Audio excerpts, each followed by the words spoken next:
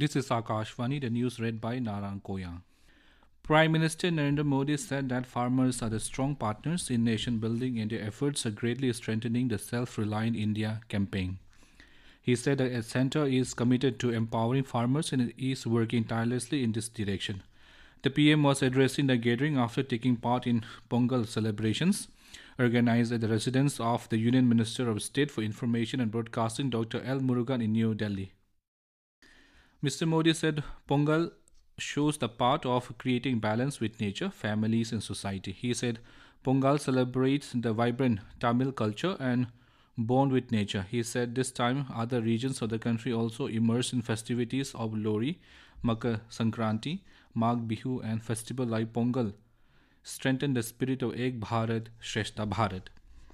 Defense Minister Rajnath Singh said veterans of the armed forces are living pillars of national consciousness, symbols of collective courage, and source of inspiration for future generations. Addressing the Armed Forces Veterans Day in New Delhi, Mr. Modi urged the veterans to guide the youth through their experiences and provide the right direction to Agniveers and young soldiers. He also urged them to stand shoulder to shoulder with the civil administration in emergencies when needed.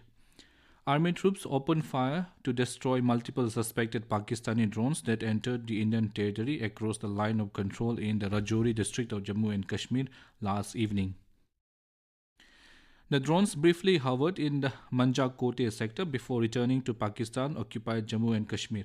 Defense sources said the army implemented counter-unmanned aerial system measures after drones were spotted along the line of control in J&K.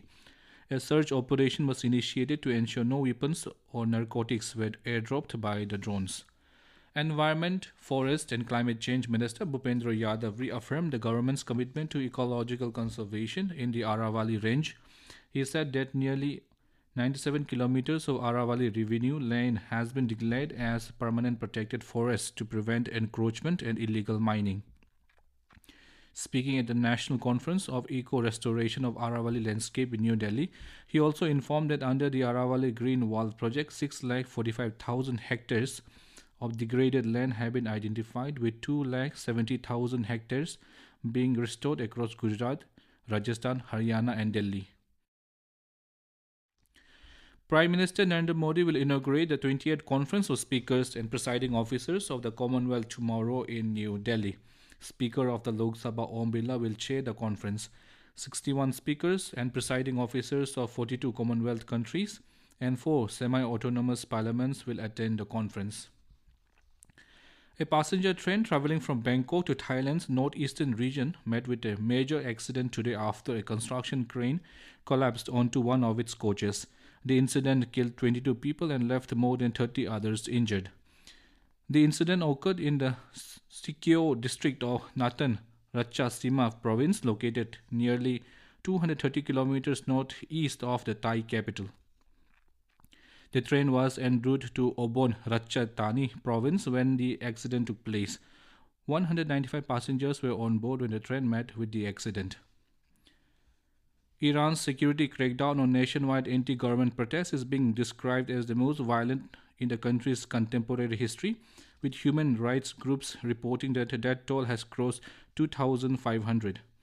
Rights groups said Iran is poised to carry out an execution on Wednesday of a man accused of involvement in the protests that have swept the country over economic hardships and opposition to the Islamic Republic's 47-year clerical rule. Meanwhile, US President Donald Trump publicly backed Iranian protesters, urging them to continue demonstrations and cautioning Tehran against carrying out executions linked to the unrest.